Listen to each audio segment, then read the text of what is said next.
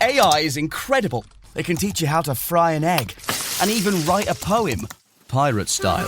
Yarr! But it knows nothing about your work.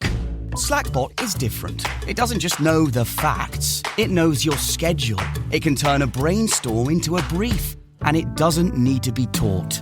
Because Slackbot isn't just another AI. It's AI that knows your work as well as you do. Visit slack.com/meet Slackbot to learn more. Pepsi Prebiotic Cola in original and cherry vanilla. That Pepsi taste you love with just 30 calories and no artificial sweeteners.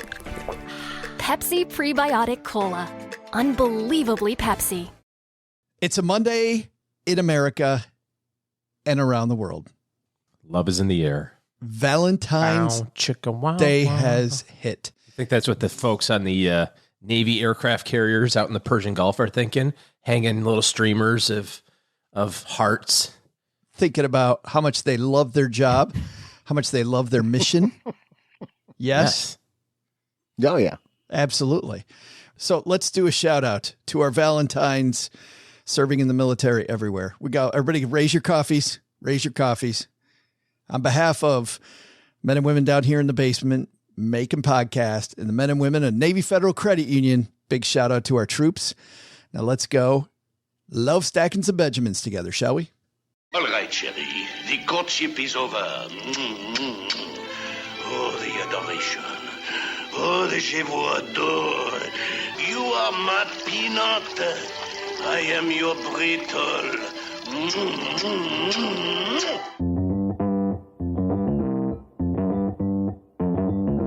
Live from Joe's mom's basement, it's the Stacking Benjamin Show.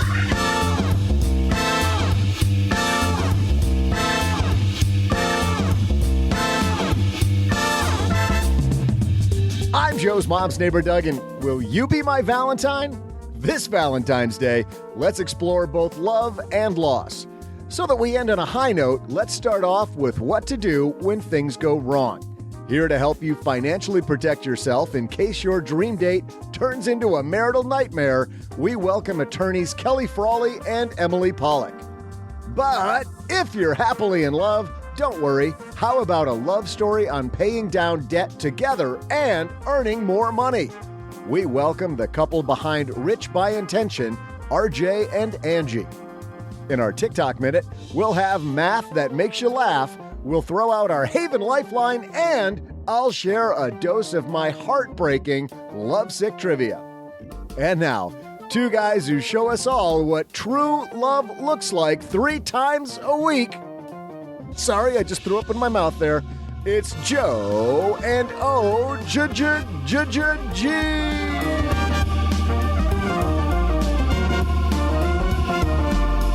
Oh, the bromance is alive here in the basement. Hey, everybody. Happy Monday.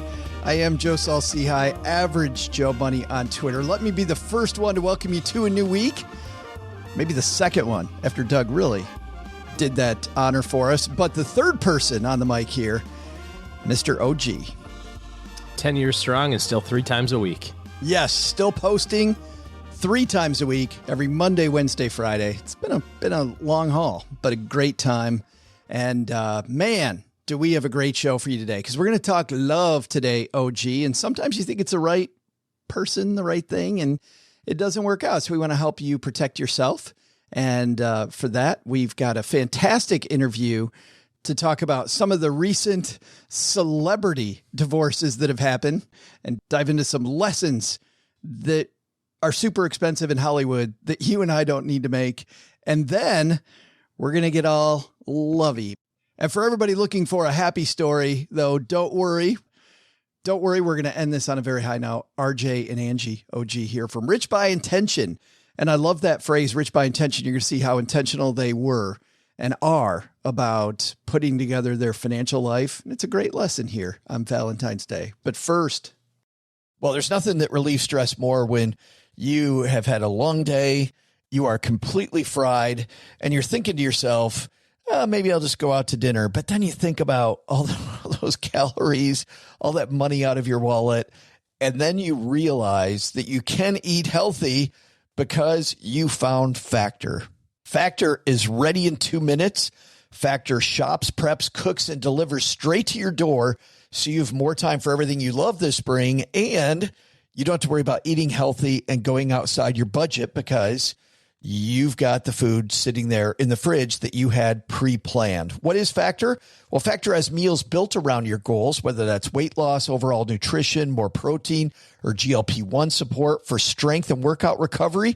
Check out Factor's Muscle Pro collection. Every meal's crafted with functional ingredients, lean proteins, colorful veggies, whole foods, and healthy fats. Factor bans 175 plus ingredients. No artificial colors or sweeteners, no high fructose corn syrup, no refined seed oils, just nutrient-dense foods. It's fresh, never frozen, over 100 rotating weekly meals, including globally inspired flavors like Mediterranean and Asian, so there's always something new to look forward to. I use Factor. I think you're going to love it too. Head to factormeals.com/SB50off, stackers, and use code SB50off, and you're going to get 50% off and free daily greens per box with new subscriptions only while supplies last until 9/27/2026. Well, running a small business, as you may know, like I do, it is super fun, but it can also be very tough. And when it's time to get a loan, it can feel impossible to find the lender that you actually trust. Big banks say no. The internet, well, that's full of sketchy offers with sky-high rates and fine print you can barely read.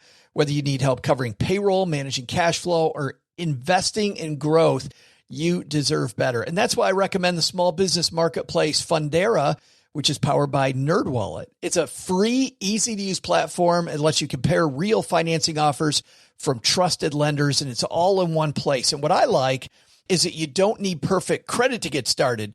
There's no spam, there's no bait and switch, just personalized options that fit your business needs. Nothing I like better than a place that treats me the way that they would want to be treated. Using Fundera is a super way to quickly compare options and make your best funding move the way any great business owner would. Here's the best part, though. For a limited time, when you visit nerdwallet.com/SB and fill out the no obligation form, you're going to get VIP treatment and talk with a real person who knows all the ins and outs of small business lending. And you can tell them specifically what you're looking for. They can tell you specifically which options you should probably consider most. Don't risk your business on unreliable lenders. Go to nerdwallet.com/SB to learn more and find the funding you deserve. Fundera Inc., NMLS ID number 1240038. Let's get this party started. Hello, darlings. And now it's time for your favorite part of the show, our Stacking Benjamin's Headlines. Oh, gee, it's a rare 2 interview day, so let's go into it. Coming down the stairs to the basement, my new friends, Emily Pollock and Kelly Frawley. How are you? Hey, Joe. Great to be here. Hi, Joe. How are you? I'm great now that you're here. And I'm also great because as I was prepping for today's discussion that we were having, I'm actually happy that I'm not some of these celebrities that we're about to talk about, because while there's some great lessons, the two of you see people that are really at a struggling part of their life and their marriage. And well, let's dive into this and do a few of these Hollywood couples. Most people listening have read recently that actor Jason Momoa and Lisa Bonet have announced that they are breaking up. If you're representing the two of them, what are some of the things that you should think about? Emily, let's start with you. What are some of the things that are on the table with Jason and Lisa? This is a really interesting couple, I think, aside from the obvious aesthetic reasons, because it's a good example of one of the things that we're always a little nervous about when we do prenups, which is their respective positions when they first got together have really flipped, right? When they first became a couple, Lisa Bonet was the known entity and Jason Momoa was sort of working on his career. And now we hear much more about, what he's working on and his projects are much more high profile than they are for her. So when we're doing a prenup, if they had done a prenup, and of course, lawyer disclaimer here, Joe, we don't represent either one of them. We don't have any specifics about their case other than what's in the media. But if they had done a prenup when they first got together, And also it's a bit of a hypothetical because they were together for many years before they actually got married. So the prenup that they would have done would only have been 5 years ago, and he was probably the bigger star at that point. But if they had done prenup back 11 years ago when they first got together, they probably would have been doing a lot of drafting for eventualities where Lisa was going to be the more moneyed spouse. And now if they're getting divorced and they're looking at that prenup, it really is not applicable. Because he's blown up and, I don't want to disparage her, but her career is not as visible as his. Yeah. I mean, they might have had different priorities then once they got married, right? And she might have put things on hold because you're right. To your point, we haven't heard anything from Lisa Bonet, or not much, since they got married. So I think that's something that we really think about and counsel clients about when they come to us to do a prenup, that we're not just drafting for your current circumstances. And you have to consider when you're thinking about what kinds of things you want to cover and what you want to look at, where your life is going to be in 5, 10, 15 years. And you don't always know, I mean, I had somebody who just called me recently, and when they got married, her husband was an investment banker who made all the money. And during the marriage, she happened to found what turned into a very profitable exercise franchise, and she became the multimillionaire. So I think a couple like that is really helpful for real people like us in terms of being more practical when you approach something that's a forward-looking document like a prenup. Does that mean, Kelly, that based on what Emily's saying, that a good prenup is almost like a bunch of, I'm thinking about computer programming where there's a bunch of if-then statements, right? If this happens, then that. Is that true? Yeah, I mean, that's a great question. I've never even thought about doing it like that, where you contemplate different scenarios. I mean, I think to Emily's point, I mean, I usually say when a client comes in who doesn't have any family money, hasn't really built up their own wealth, you're asking us to crystal ball, just sort of speculate what your future looks like. I've never done those if-then situations, but what we do say to clients is every year, take it out, dust it off, and look at it and make sure it still makes sense for you, makes sense for your family. You guys both know that people groan when they hear the word prenup. There are people that are listening to this, they're like, oh man, prenup. We do too. I mean, we groan too. So we're part of that. But is a prenup something everybody should consider, or who's a prenup really right for? Well, I'll let Emily take this one because the advice that she gives is some of the best advice on that. Yeah, it's very simple. I think the answer to the question, is it for everyone, is absolutely no. But everyone should know what the law is and how the law would be implemented if they were to get divorced before they decide if they need one, right? You may look at what would happen in the absence of a prenup and decide that sounds totally fair. That's what I would want to do anyway. So let's just not get one and live our lives and deal with the fallout if and when we get divorced. But you may have specific concerns, right? There may be a family business that you want to protect. There may be a business that you're starting individually that you want to protect.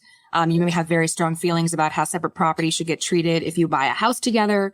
Certain scenarios where if there's some specific reason that you're thinking about it, where it makes sense. But for a lot of people, they just want that big word, what's fair, and they're ready to fight that out when they get divorced. And the other thing to keep in mind is that the law is always changing. And so, to Emily's point, you should become informed, which means meet with a family law attorney, not just any lawyer. We always recommend that if you live in an area where you have an attorney who actually specializes in family law, meet with that person. But the law is always changing and you might move. So if you get married, you're living in New York and it's 2010, and then you move to California, it's going to be a very different scenario. So even if you decide up front, prenup's not for me, but then you move, maybe it's worth consulting with an attorney in the new state. It's also commonly what will happen is people will maybe get a summary from their attorney and then share that with their partner and talk it through. But it's certainly a much more collaborative process than divorce often is. Well, and I also don't want to lose the point, Kelly, that you made, that hiring the right type of attorney makes sense. We said that for estate planning too, right? You may be able to find a quote, cheaper general attorney who handles a lot of different things, but that can be the most expensive mistake ever because you can't be great at everything. You can't know everything about everything. I want to ask about their kids. Jason and Lisa have kids under 18. Their daughter is 14. Their son is 13.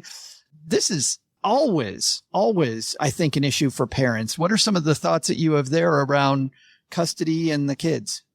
I mean, at that age, I think the kids are going to probably decide what happens. I mean, it seems like it's an amicable separation. I don't know if that's just the spin that's put on it, but if it's amicable, the custody should be really easy. You just come up with probably like a 50-50 schedule where the parents shared the parenting time equally, or for celebrities, like this couple, it might also just depend on their work schedule, right? Like maybe she'll have the kids when he's off shooting and then it flips. It's funny to see that in the news at the same time as the Kim and Kanye split, because you really see different approaches to how a couple manages the media. Just last weekend, Kelly sent me a text with some other matrimonial attorneys that we're on a text chain with, copying, one of the most recent articles about Kanye acting like a crazy person. And she basically just said, one of these people is listening to their lawyer and one is not, because Kim sounds like a person who's prioritizing her children and who is not making any derogatory statements, who's really staying on message. We're working together. And Kanye sounds like a crazy person. I'm just going to say, I'm going to disagree with that a little bit, because I think one of his issues is that she's putting the kids on social media.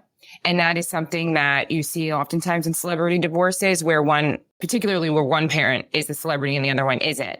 And they want to use the child for, as part of their image. You see it with the reality shows. I don't know if you watch The Housewives, but you'll notice sometimes a housewife, their kids are never in the program. Right. While the other ones are, other housewives, the kids are front and center. So, or sometimes when the kids are accidentally in the program, you show them grayed out, like their face is grayed out. Yeah. So I think that his complaint about the social media is a totally legitimate one and an appropriate one. It's just maybe how he's conveying it. I want to ask. I was thinking more about the comments about her being kidnapped and crazy birthday party back and forth. Things that obviously an attorney would have counseled him. Well, and also I think debating it over social media versus having a debate elsewhere makes sense to me. But I want to ask about their age differences. Does age difference when it comes to divorces, is there something there too? Jason's 42, Lisa's 54. I mean, is this the time to say good for you, Lisa? Is that what we're going to Divorcing Aquaman must be something better, but way better. Well, let's get down to something else. Speaking of Kim Kardashian and Pete Davidson have been seen together and seem to be a couple now. And I was reading a meme that I'm going to steal right now. I'm getting a little FOMO that I may be the only person that hasn't hooked up with Pete Davidson. So I'm kind of worried about that. What are the first things that they should be thinking about as maybe this gets more serious? Emily? Well, I think from a media perspective, in terms of the impact that it would have on her custodial proceedings with Kanye, who you choose as a partner and how you publicize that certainly can have a big impact on what happens in your custody case. And again, I don't know any of these people personally, but it does seem like the public persona that's presented for Pete Davidson has certain connotations. The public persona that's presented for Kim has certain connotations. And the same is true for Kanye, right? So I think they're all going to have to battle that in terms of convincing a court what's really going on with them, quote unquote. You're saying that even, and not to put words in your mouth, Emily, but I think what you're saying is that even things that you think are little things can be misconstrued and mischaracterized by the other side? Absolutely. I mean, in COVID, one of the things that was interesting to me was parties were making representations about what kind of precautions they were taking or weren't taking, how strictly they wanted to adhere to guidelines for their children. And then, I had a case where a mom wanted to make a huge issue out of dad taking the kid on the subway. And meanwhile, she's posting pictures of herself in the Hamptons, maskless at parties.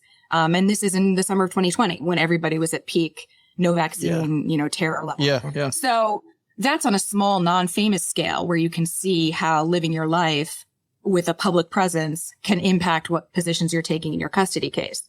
When you have somebody taping and posting like both Kim and Kanye do, that's going to have an even more explosive potential impact on whatever representations you're making to a court, because it's always easy to either verify or disprove what you say is or isn't happening in your life. These aren't the only issues that you guys deal with. And here on Valentine's Day, probably a good time to remind people that if things don't go the way that you want, to have good help in your corner. But Kelly, what are some of the issues that you see maybe on a daily basis that we didn't cover today that people should be thinking about? I think the hardest part of the process is finding the right lawyer. I mean, we talked about it a little bit, but I just wanted to emphasize how important it is, because the lawyer, I think, can really make or break the case. You want somebody who's, not only informed, who's experienced, but who's going to calm you in the process. And you might think you want the shark who's going to attack your soon-to-be ex-spouse. But at the end of the day, that's not going to get you to the finish line quicker. It's just going to take longer, and it's going to be way more expensive. Emily, how about you? I totally support that. More expensive and also more destructive, particularly if you have children, right? I mean, Kelly and I have a very aligned approach in our client management, which is that our goal is to kind of get in and out of a family as quickly as we can, doing the least amount of damage as possible. You know, it's still a family. When you have parents that get divorced, if they have children, and sometimes even if they don't, that's still a family that exists when the marriage ends. Yeah. So you don't want the divorce to be unnecessarily destructive. If somebody needs more information from either one of you, where do they get it? We're part of a much bigger firm, and the firm is Kasowitz Benson Torres, and the website is kasowitz.com. Awesome. Kelly, Emily, thanks for joining us. We'll link to kasowitz.com in our show notes, and in the 201, our newsletter, we'll dive even more into some of the things you did. I know that you have a Forbes column, right, that people can read? Yes. Yes. We do. We'll also link to that more. Thanks, ladies. And even though we talked about some bad times in people's life, on that note, happy Valentine's Day to both of you. Same to you. Big thanks to Emily and Kelly for sharing their wisdom. Hey, it's time for our TikTok Minute. This is the part of the show where we share some TikTok wisdom. And by wisdom, sometimes I'm rolling my eyes when I say that, and sometimes I'm not. Sometimes somebody is making some great points, and other times, which happens once or twice, OG, on TikTok, it's not sage advice, so to speak. But here on Valentine's Day, are we sharing the love or are we getting snarky? Oh, sharing the love. Well, let's see. This is a TikTok of a girl answering a math question. Let's see how she solves in what's probably first grade, second grade. Let's see what she has to say about this story problem. Jaden has $1 bill, 1 quarter, and 2 pennies. How much money does he have? Jaden broke. I think the laugh is the best part of that. Like, who cares about the math? Jaden's got nothing. I want to listen to that one more time just for the laugh. I can't do that one just once. Jaden has $1 bill, 1 quarter, and 2 pennies. How much money does he have? Jaden broke. That is the best. It's a great laugh. It's the best laugh of all time. Wow. And she's not wrong, by the way, is she? That's right. She is not wrong. $1.27. I did the math. That's today's TikTok. If you've got one for us, send those to me. Very lovable. Oh, I could listen to that laugh over and over all day. Joe at stackingbenjamins.com. And man, if you find somebody else that's got a laugh like that, I'm all about it. Well, coming up next. I can laugh for you like that if you want, Joe, if that just kind of helps your day out. I can do that. I'll do that all day. I'm just as charming and lovable as that little kid. What's that little kid got that I haven't got? See? It's pretty much a carbon copy. Coming up next, we're going to explore the love side of this equation. RJ and Anjie are a tour de force. They have a fantastic blog and podcast called Rich by Intention. They not only have paid off a ton of debt together, but they also secured raises at work together. They have a systematic way that they talk about money. They have so many lessons they can share, and I'm glad they're doing it today with us. Anjie and RJ from Rich by Intention coming down to the basement. But to lead into it, I think it's time, Doug, for some trivia. Man, we're going to dive into history here, aren't we? Yeah, let's hit it, Joe. There's a little foreshadowing for you. Hey there, stackers. I'm Joe's mom's neighbor, Doug. You know, I am still stumped on what to get Joe's mom for Valentine's Day. I got everybody else figured out. All my friends get a Superwoman Valentine with a lollipop. Obviously. I made Joe a macaroni necklace. OG got a coupon book of hugs because he needs them. I don't want Ma to feel left out, though, you know? What do I do? Maybe I'll write her a poem. Roses are red, violets are blue. Hey, you know, that makes me think. I recently learned about one violet who should have been blue. While you may think your love life feels like it's sinking quickly, listen to this. Violet Constant Jessup survived the sinking of the actual Titanic and the sinking of its sister ship a year later and the collision of the third ship in the Olympic line. Talk about unlucky. But maybe you can score some luck with today's trivia question. What would a third-class ticket on the Titanic cost you in 1912 dollars? Was it between $1 and $10, between $15 and $40, or between $50 and $90? I'll be back with the answer once I turn the floor fan on high, fling my arms out, and announce I'm king of the world!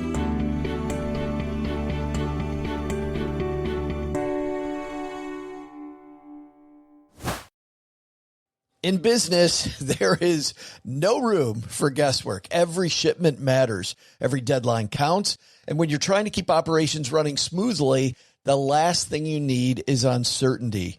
That's why reliability is at the core of USPS Ground Advantage. From the moment your package is first scanned in, it moves through a secure nationwide network, aiding in a timely and accurate delivery. You get near real-time tracking so you can keep up with your shipments. And with affordable upfront pricing, there are no hidden fees or surprise surcharges to throw off your cost sheets. It all adds up to predictable deliveries you can depend on, because knowing your logistics are handled lets you focus on everything else, your customers, your team, and the future you're building. Visit USPS.com/Ground Advantage to start shipping with confidence. USPS Ground Advantage. We mean business. You're rolling into a new week, and if you want to get your week started on the right foot, you know what you do? Carve out some time to get your financial life in order, because especially if the holidays took a toll on your finances, or you're regrouping because the resolutions you made at the beginning of the year aren't working, it's time to take control, which I know is why you're here listening to us, right? Well, the next step is Navy Federal Credit Union. They can help you take control of your finances after the holidays. And right now, they have multiple savings and investing options to help you get closer to your financial goals. They offer digital tools and educational resources to help guide your decisions. With Navy Federal, you can automate your saving and investing to put your money to work for you, even as you sleep. Plus, you can buy fractional shares. And if you're trying to pay less money to the man in interest while you're paying down your debt, well, you can get a low intro APR on their Platinum credit card. It's their lowest rate card and a great tool to help you pay less while you're paying down debt. Learn more at NavyFederal.org. Message and data rates may apply. Savings products insured by NCUA. Investment options are available through Navy Federal Investment Services and are not insured by NCUA.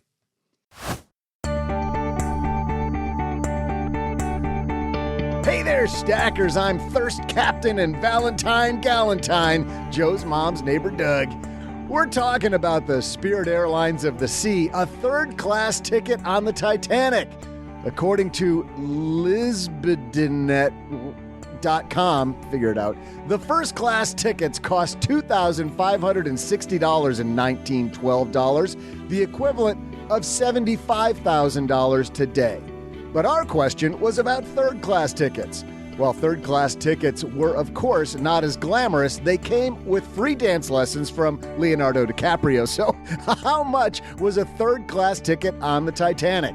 In today's dollars, it would come to about $450 to $1,200 today, which means our answer in 1912 is between $15 and $40.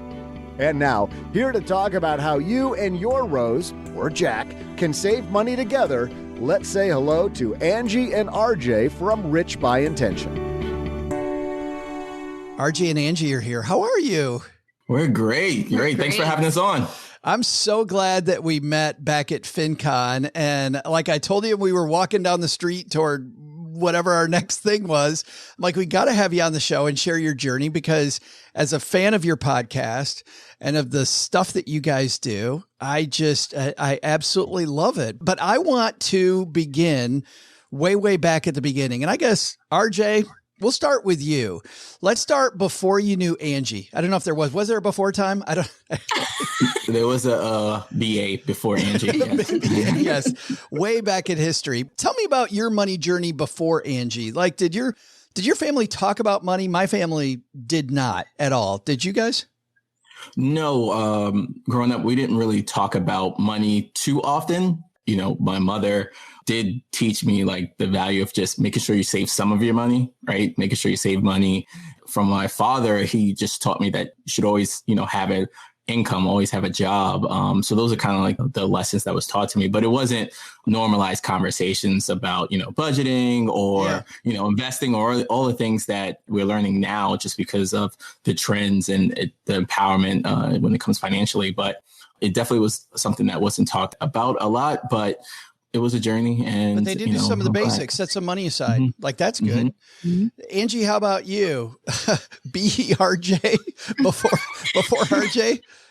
Before RJ. I'd say, you know, my mom did a really good job of teaching me about how to manage finances. And like RJ, she taught me the power of setting money aside to save in a bank account. But, you know, I wasn't really taught about how to grow money, how to invest. But my mom, for the most part, taught me how to balance her checkbook. You know, I don't even think those exist anymore, but I would sit with her and see how she was allocating her paychecks. That's really cool. So you got to see like the bills and the paycheck coming in. Because, man, every time my parents had a financial discussion, my brother and sister and I were told to leave the room. Like, we had to leave the room. You did not talk about that. So my parents also taught me the hustle piece. Like you talked about, like, you know, be a good worker, bring home income and that stuff. But the money piece we didn't get. But anyway, Angie, back to you.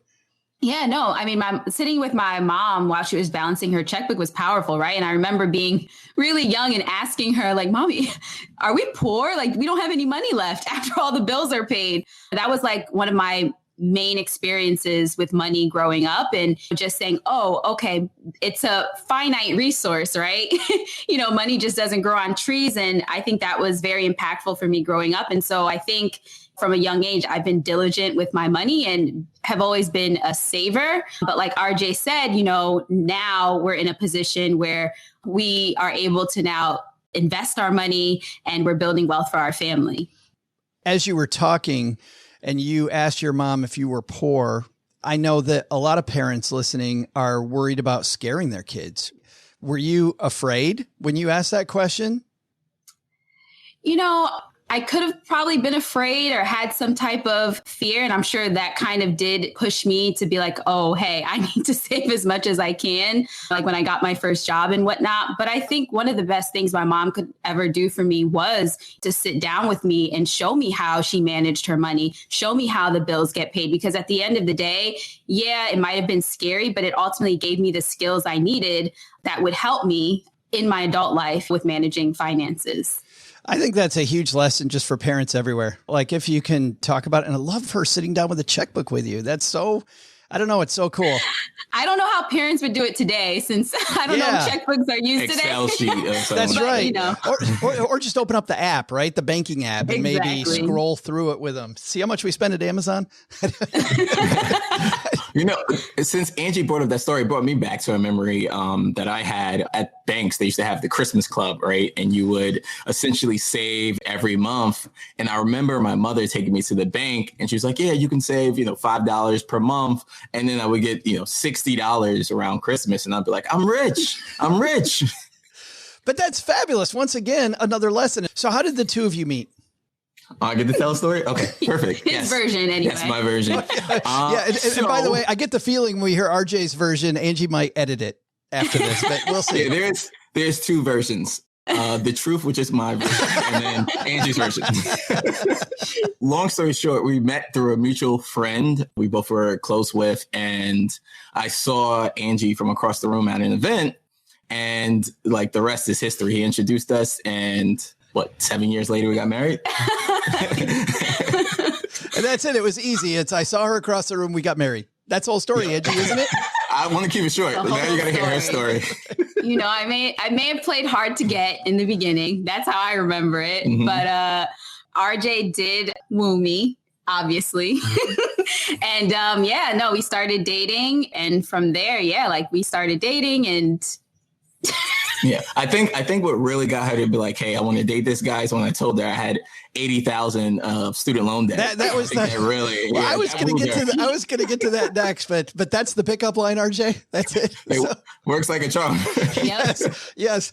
That's a new definition of you want a piece of this. And he's being serious kind of, because he brought it up very early on while we were dating. Probably on our first date, he's like, "Hey, I have a lot of student loan debt. Sally Mae is not my friend."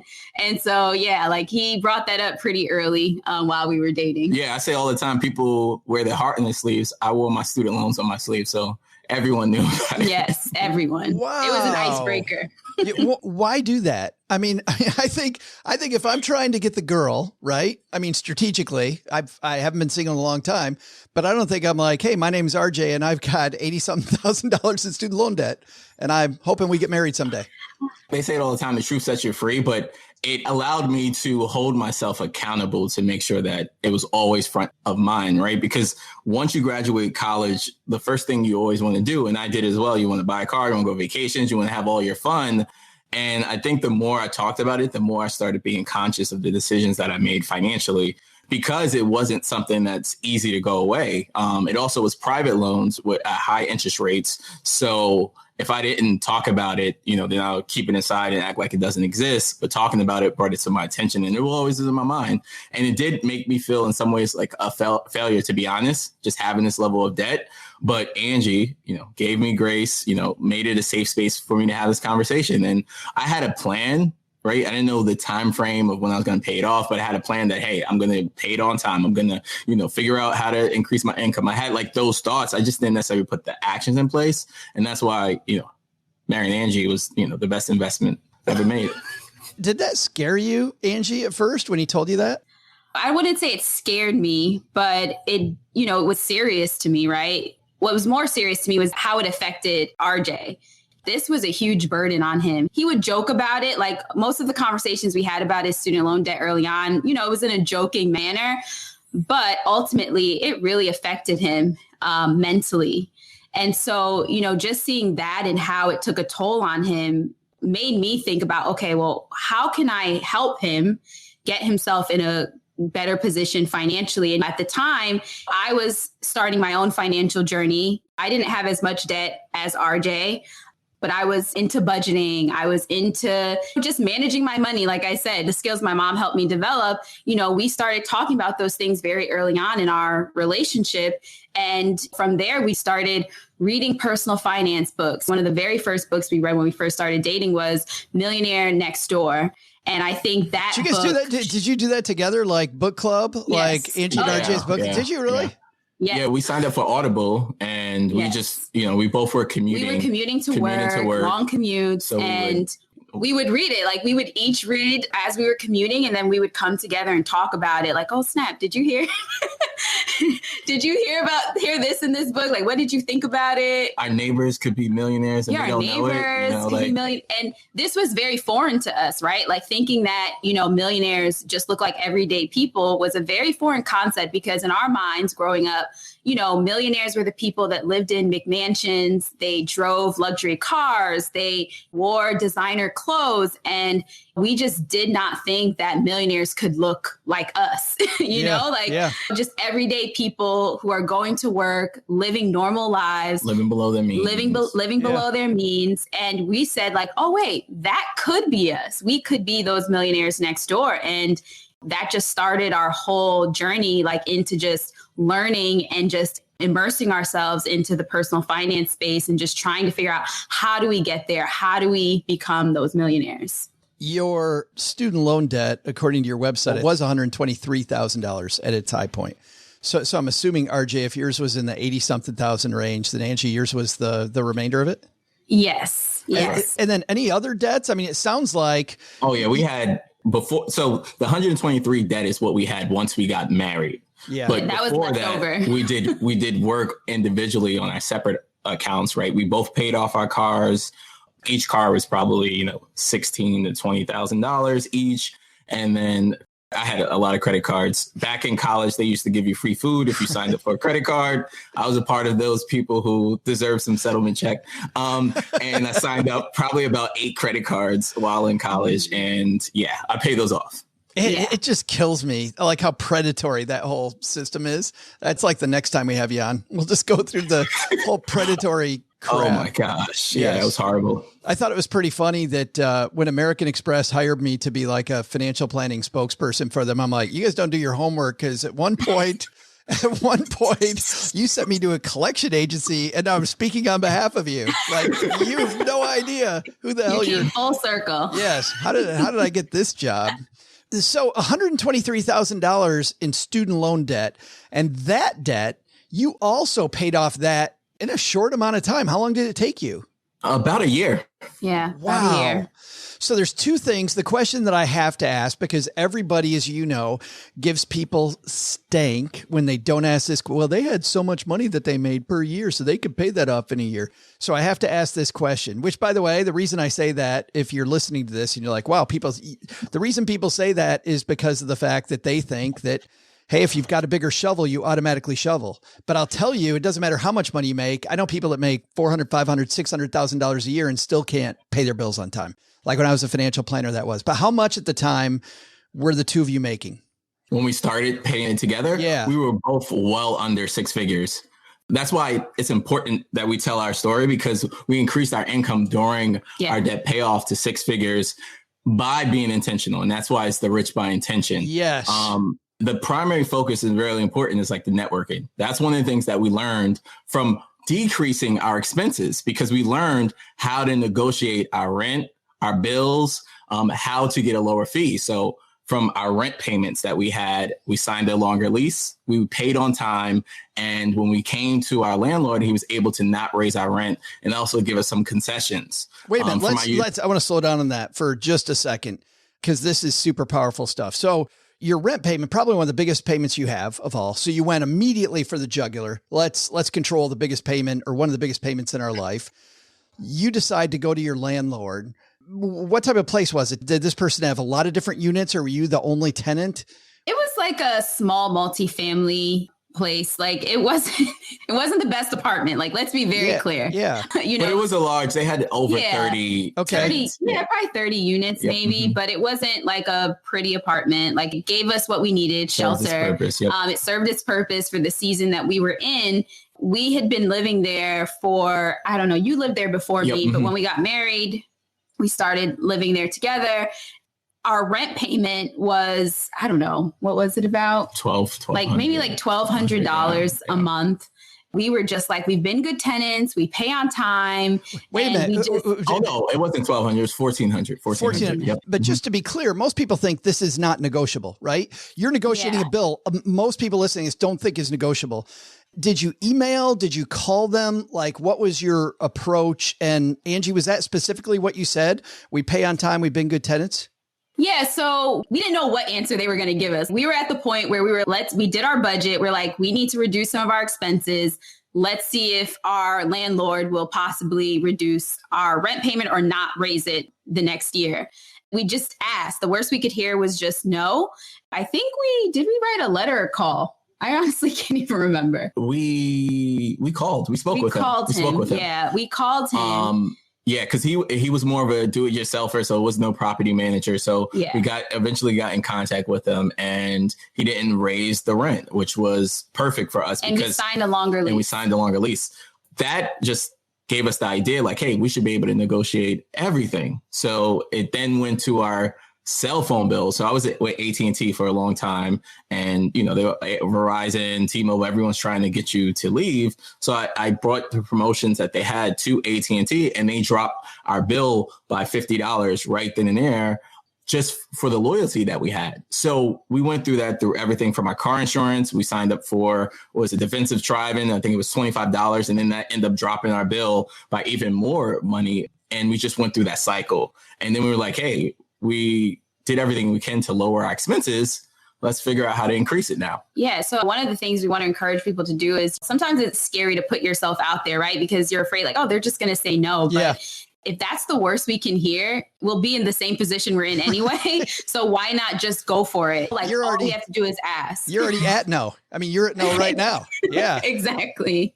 And so like RJ was saying, once we were able to negotiate our expenses, we have to start increasing our income.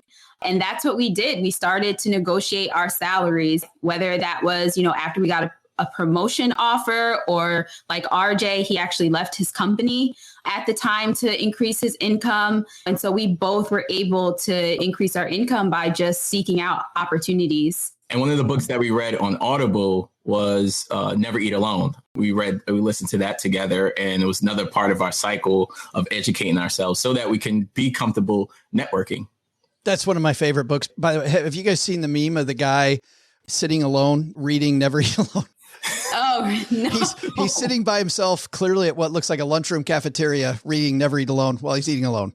But it's a fabulous meme. The idea of negotiating raises is something, as you two know more than most, is something that people are afraid to do. And in fact, studies show that women are also more likely than men not to want to go to the boss and ask for a raise. They don't want to rock the boat. And yet studies also show your boss wants to give you a raise, but you haven't given them enough ammunition. So Anjie, you did not leave your job. It sounds like you stayed there. How did you approach your boss about more money? So I actually was able to get a job opportunity in another department at my company. Actually, the opportunity came to me. Like I didn't even have to seek it out because I was going on all of these like informational interviews, if you will, like just kind of learning about different departments and reaching out to different leaders in my organization. And this is I'm sorry, but this is part of the Never Eat Alone thing, right? Mm. I mean, starting to go to this stuff to show that you want to step up. Yes, exactly. And so, a vice president at my company reached out to me and talked to me about an opportunity. He said that he would love for me to be on his team. He gave me the initial offer and I just asked for more. I know it can be scary. It was a little scary because you don't want them to take it back, right? You have to be confident in yourself, confident in your abilities. It helped, obviously, that they had reached out to me for the opportunity as well. But I tell anyone, the worst that you can hear is no. Sometimes you just have to put yourself out there, believe in yourself, and believe that you deserve more money, because I knew what it was going to do for our goals. I knew it was going to expedite, our financial journey. And this is what I needed to do in order to put us in the best position possible. Everybody thinks that it has to be pretty and you got to have this huge, complex strategy. And I love you saying, I just asked. What percentage more did you ask for? How much more did you ask for percentage wise, different than what he was offering you? I mean, honestly, my VP, he's very generous. And I think he gave me the max at my company. And he's a generous person and just a good person, I think. But he gave me the max, in which I think was maybe 17% or so higher. Wow. Then what he initially offered? It was like, right? Yeah, no, that's exactly what it was. But I would just want to add more color to it because I'm outside looking. And during this time, Anjie was meeting with everyone, reaching out to everyone just so they could know her story and where she wanted to go. A lot of times they say it's not what you know, but who you know. Yeah. But we take it a little bit further. It's who knows you. Everyone started to know her story and all the work that she was doing and all the programs she was creating. And then naturally over time, people were starting to reach out to her like, hey, I have this opportunity. So it's really important that when you work hard, you make sure that your head's not down so you can see the opportunities in front of you and just take the initiative and reach out to people. And we're so afraid to do that, as you know. We're so afraid to do that. Like we think that we're so different than everybody else and we can't tell that story. And that's huge. That's amazing. Now, RJ, did you first, before you left your company, did you ask them for a raise and they said no, or was that just a better opportunity? Yeah. So I did similar things that Anjie did was reaching out to every, senior executive that I could in my organization just to get to know them, learn their career journey, get some career advice. If there was an event of some sort or at the firm, I would meet with them one-on-one and just say, hey, is it possible I can get 15 minutes with you? And I got accustomed to it, just to doing that. And I started having conversations internal, and then they started putting me in front of people to learn about other opportunities. Some firms have like really tight constraints in terms of like salary negotiations and what they can do because they know what you're already making. Yeah. So while I'm doing this internally, let me make sure I do it externally as well to know what is the fair job market in terms of like roles. So I started going on LinkedIn and just reaching out to people and roles that I wanted and ask them, hey, could I learn more about this role? I'm interested in applying to it, right? To people who were already in my role, and just did that constantly, reaching out messages. And I started to learn more about these opportunities and just going through the same process. And then a recruiter or a hiring manager would be like, hey, I have this opportunity. And then we have conversations. And by then I got so comfortable networking that, you know, I felt confident of like, hey, if they ask what I'm looking for, this is what I'm looking for. This is the range. And this is when I want to start. And this is the type of culture I want to be a part of. From there, you know, just was able to transition and increase my income. By what percentage?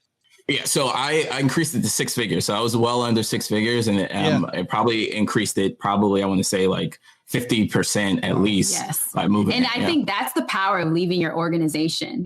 Internally, as you get promotions, it only goes up so much. Like I said, like usually there's a max when you're internally changing positions. But when you leave your company, like the same thing happened for me years before when I just left my organization to seek out another opportunity. Like it just increases exponentially. Yeah. And specifically like in New York, you can't ask someone what their previous salary was. In other states, it may be different. But so when they ask you what you're looking for, in other states, they may ask, hey, what's your current salary and what are your expectations? So you have a little bit more wiggle room to like talk about what you actually are worth, the dollar amount that you think you should have. And obviously, whatever the job is depends on the scope, but you can blend the two to like come with an offer. And it's always good to ask them for a range first before they ask you for anything, and just make sure that you get paid what you're worth.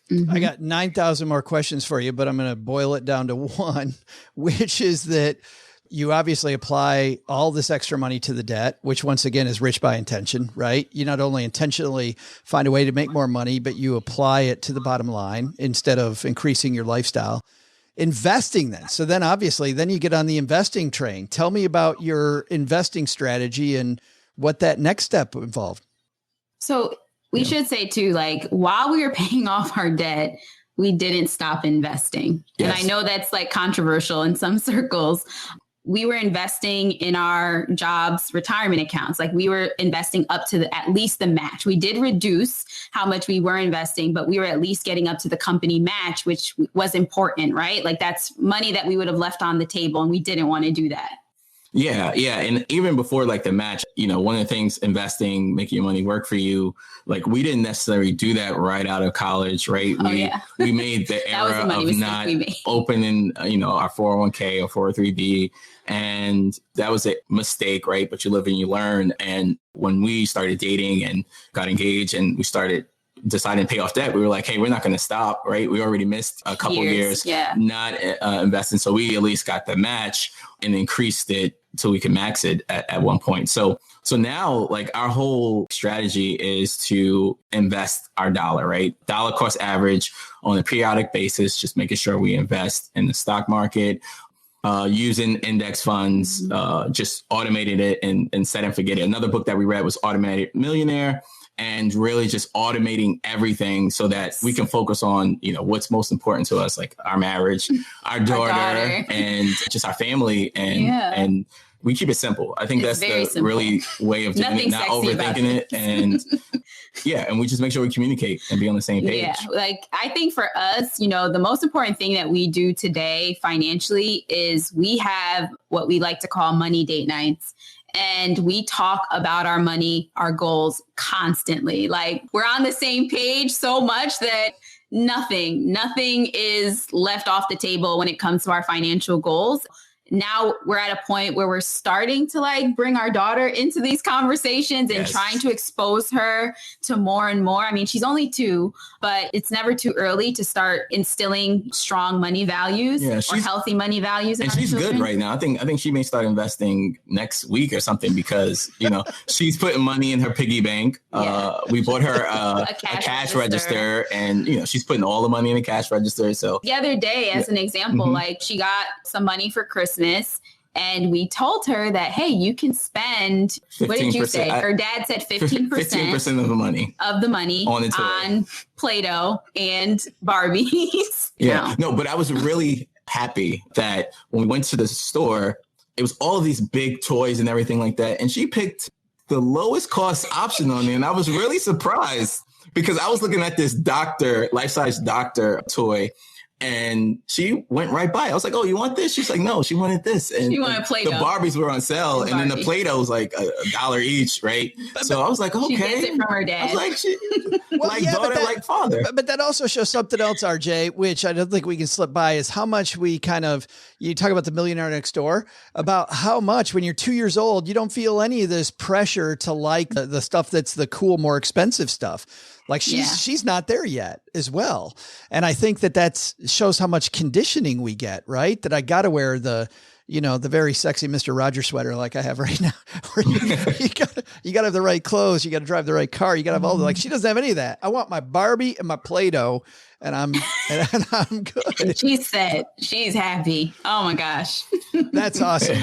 Let's talk briefly about the blog and the podcast and what's going on with the Anjie and RJ media empire. Because like when we first met, when I found out who you were, my first thing was, I just listened to your show. And I was so excited that we got to meet as we were walking around FinCon. But tell everybody about what you do on the show, because I find it incredibly inspirational.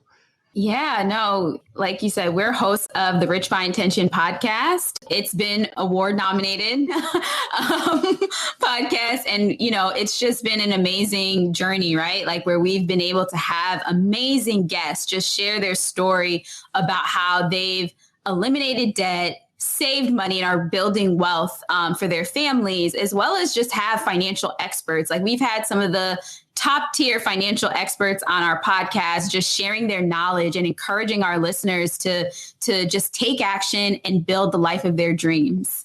Yes. And on our platform, our goal is to see people be intentional with their money. We focus on couples. We have an amazing free cheat sheet for couples to get on the same page at our website, richbyintention.com.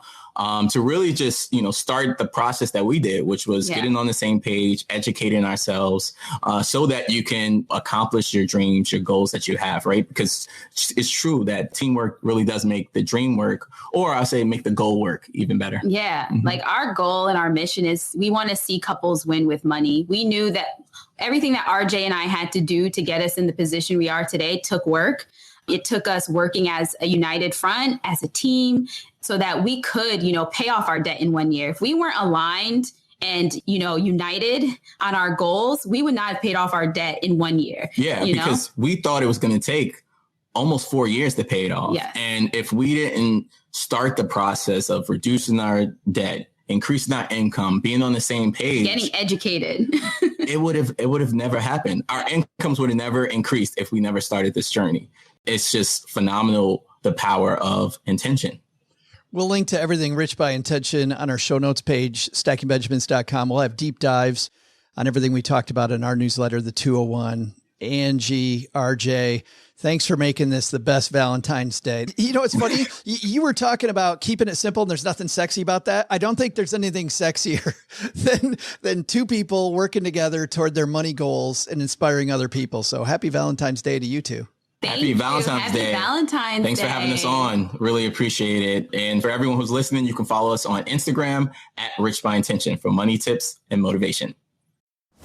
I'm Rocky Lalvani, the Profit Answer Man. And when I'm not helping small businesses stack Benjamins for themselves, I'm stacking Benjamins for myself. Big thanks to Anjie and RJ for hanging out. Oh, geez, so many lessons there. But the idea that they have their own book club together. They read financial books together. That is sexy. That's fantastic. I don't know that I would go as far as to say sexy on this topic, but when you're both rowing the boat in the same direction, that certainly helps. Yeah. And how about helping each other score raises? And one of them by doing it by staying at the same job and the other one by moving jobs. I mean, it shows there's these multiple paths to get things. And together they have a new stream of income. Obviously, they're Rich by Intention empire as well, teaching other people to do the same. Good stuff. Fantastic. Share the good news. So many lessons. Preach the good news. Hey, let's throw out the Haven Lifeline to tackle some of life's most important questions. Our friends at Haven Life Insurance Agency, they put what you value first, Doug, here on Valentine's Day. My dog finally comes back to me and my pickup truck runs like a clock. Is that like reverse country song, Doug? Exactly. That's it. Yep. Yes. Well, that's a Valentine's Day. That would be a great Valentine's Day. Yes. The good news is you got plenty of time to ride around in your truck with your dog because of the fact that you're not filling out life insurance apps, which normally, if you followed the old applications, take forever to fill out. Well, their applications online and simple at Haven Life. You get an instant coverage decision. Prices are affordable, and all policies are issued by their parent company, Mass Mutual, more than 160 years old. Head to stackingbenjamins.com/havenlife for a link, and you'll see for yourself how easy it is to buy quality term life insurance. Let's today throw out the lifeline to our new friend, Anonymous. Say hello, Anonymous. Hey guys, this is Anonymous. My employer was recently acquired and we're transitioning over to the new company's 401k. Our old plan was just like my brokerage account with a major brokerage company. We can invest in all the same funds and individual stocks as my taxable account. The new company's plan limits us to a few dozen mutual funds and target date funds. This brought lots of questions and complaints. The new employer told us that our old plan was very rare and that offering unlimited options like the old plan brought risk to the employer. And that's my question. Once they pay me, my contribution and their match goes in. It's my money, right? How is it a risk to them if I put it all on AMC and GameStop?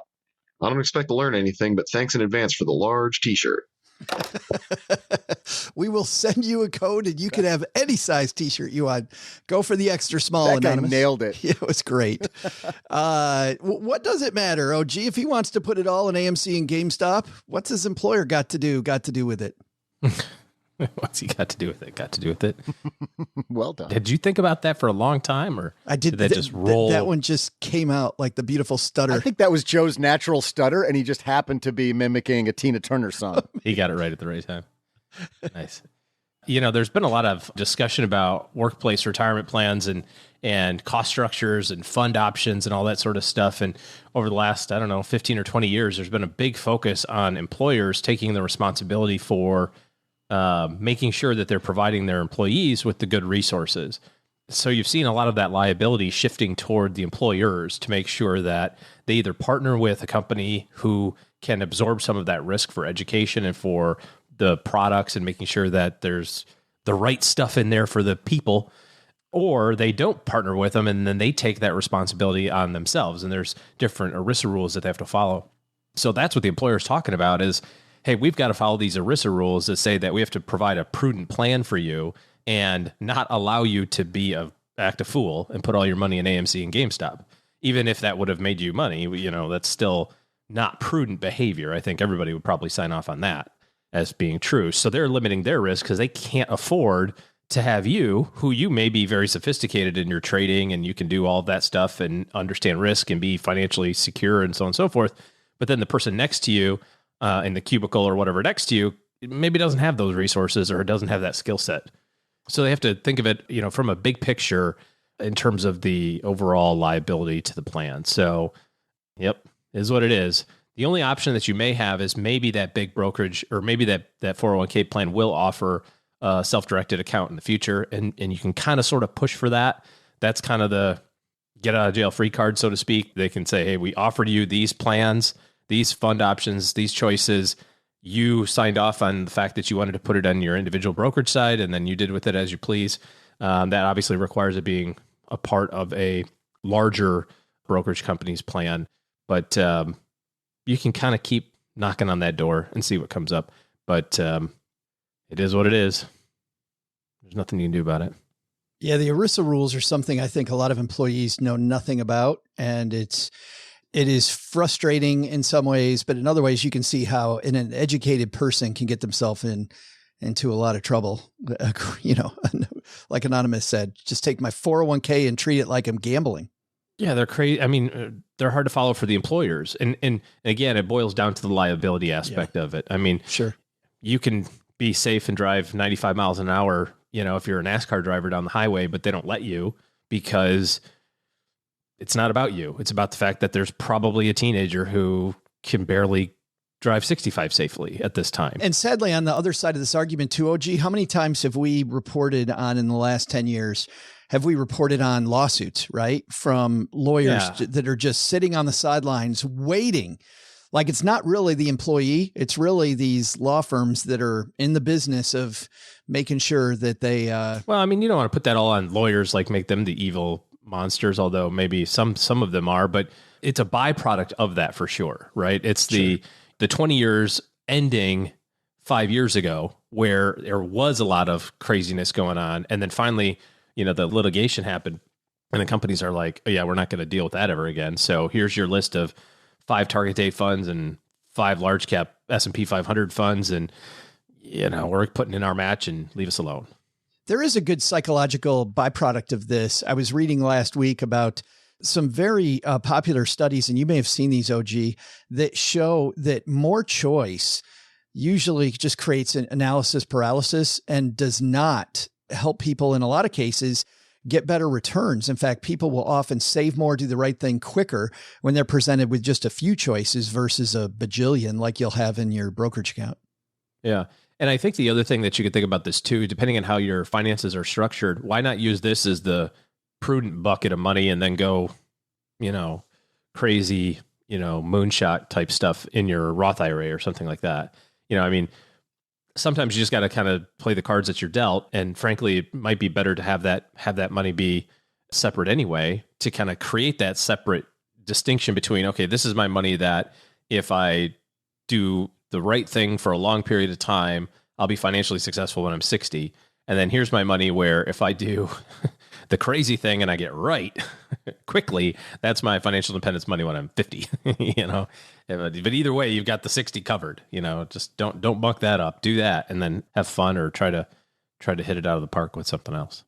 And also a Valentine's Day suggestion as well, which is if you and somebody else have 401ks together, person you're planning with, your spouse, I like the fact that if different 401ks have different strengths, don't try to be well diversified in both of them.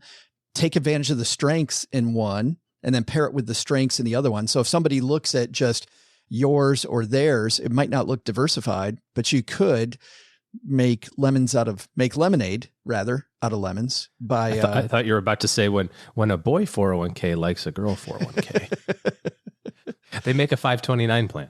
That's a joke. That's a joke right there. That's a really good one. There it is. Yeah. Did that just happen? How about that? Put that in the book. Wow. 2 funny things in one episode. I think it's time to lock it in. Thanks for that question, Anonymous. If you've got a question for the show, head to stackingbenjamins.com/voicemail. And you too can brag about what size t-shirt you're going to award yourself after you've been on the show. We have a lot of people to thank, and Doug's about to do that in a second. But before we do that, just 2 quick housekeeping things. Number one is, guess what happened, OG? I have been catching up on sending out all these books we have in the basement. So what happens is we get a bunch of books to prep for a lot of the interviews that we do, a lot of the fine guests that we have. And unfortunately, because we do this 3 times a week, we can't keep them all. And I made a promise last summer. I said, hey, if you leave us a review on iTunes, wherever you listen, and you send it to me, and please don't just give us a review to get a book, but if you leave us a review and you send it to us, then I will put your name in a hat once a week. We will pull out a name and we'll send you a book. Well, guess what? I've had enough books, OG, that I've been sending them to everybody. And while I'm not completely caught up, so if you've left us a review, I still got some to go, but just counted up the books and we can get that, we can make that reminder. Send those to me, Joe at stackingbenjamins.com. And I would love to put your name in the hat for the book. Last but not least, though, is if you don't need a book, if you need to think bigger about your financial situation and your goals in 2022, OG and his team are taking on new clients. So if you need that one-on-one advisor team behind you to do better, stackingbenjamins.com/OG is the link to their calendar to get that ball a-rolling. All right. Time to wrap this up. Happy Valentine's Day, OG. Lots of chocolate for me. How about you? Trying to lay off it before I go on the road. Just trying to bring that healthy living down because it's going to be so much harder when I'm gallivanting around next month. But yeah, have 2 for me, pal. Have 2 for me. Don't worry about that. No problem. Doug, what should we have learned today? So, what should we have learned today? First, the way to wealth is by working together towards a singular financial happiness. Second, worried about the options in your 401k plan? Sadly, your employer has some stiff rules to abide by, and more choices doesn't necessarily mean a better plan. Talk to your HR people if you're worried about your own plan to either help bring about change or to understand how to use your benefits more wisely. But the big lesson? Never get on a seafaring vessel with Violet Constant Jessup. I mean, sure, she lived, but would you? Thanks to Anjie and RJ. Their podcast, Rich by Intention, is available wherever you listen to podcasts, together with your partner or, like your cats. Thanks to Kelly A. Frawley and Emily S. Pollock from Kasowitz Benson Torres Law Firm. Have a complex divorce-related question? We'll share links to their firm in our show notes at stackingbenjamins.com or go directly to their website, kasowitz.com. This show is the property of SB Podcasts, LLC, copyright 2022, and is created by Joe Saul-Sehy. Our producer is Karen Repine. The show is written by the brilliant Paulette Perhatch with help from Joe, me, and Doc G from the Earn and Invest podcast. After you listen to our show, check out the 201 Deep Dives written by our website manager and blog editor, Brooke Miller. You'll find the 411 on all things money at the 201. Just go to stackingbenjamins.com/201. Once we bottle up all this goodness, we ship it to our engineer, the amazing Steve Stewart. Steve helps the rest of our team sound nearly as good as I do right now. Want to chat with friends about the show later? Mom's friend Gertrude is our social media coordinator and the room mother in our Facebook group called The Basement. So, say hello when you see us posting online. Here's a weird fact. Both she and Tina Eichenberg are never in the same room at the same time. To join all the basement fun with other stackers, type stackingbenjamins.com/basement. I'm Joe's mom's neighbor, Doug, and we'll see you next time back here at the Stacking Benjamin Show. Not only should you not take advice from these dorks, don't take advice from people you don't know. This show is for entertainment purposes only. Before making any financial decisions, speak with a real financial advisor.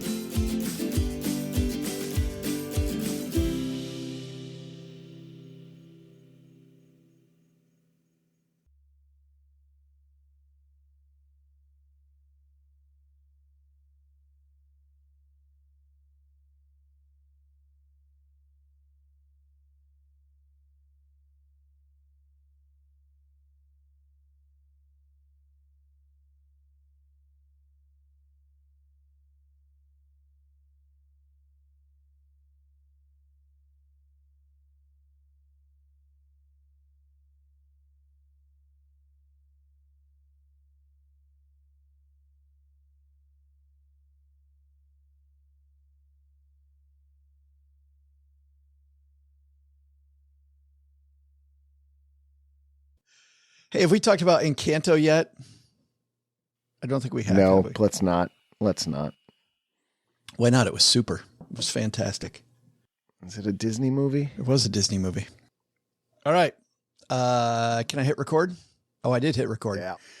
Do we have to clap or snap? Or Yes. And Tina was like, hey, when you guys clap, if you can clap while the video's running, that's great for her too. She's like, that was amazing. I'm like, Steve told us to do it. And she's like, well, I had never thought of it until I saw you do it. Here we go. Ready? 1, 2, 3. Wow. There's a fucking delay. Yeah. I feel stupid every time we do that. All right, let's try again. 1, 2, 3. Seriously? Are we clapping on 3 or right after 3? The next beat. The next beat. 1, 2, 3. Which most people would go 3, 2, 1 clap, but that's all right. Okay, fine. We'll do it your way. We can't be different. You want to put that? Wait. Is it on 1? Now we've changed everything. Wait a minute. Up. Do you want to put that in the comments of the? Most people do it this other way. I don't know why you guys would do it that way. 1 star. Here we go. Ready? 3, 2, 1. Clap. That sounded all together, actually. On your It end. did not. I heard 3 different distinct claps. It's close enough. We're there. This is the after show. We cannot talk about Encanto. This has to be the after show. Yes, we'll talk about Encanto next time.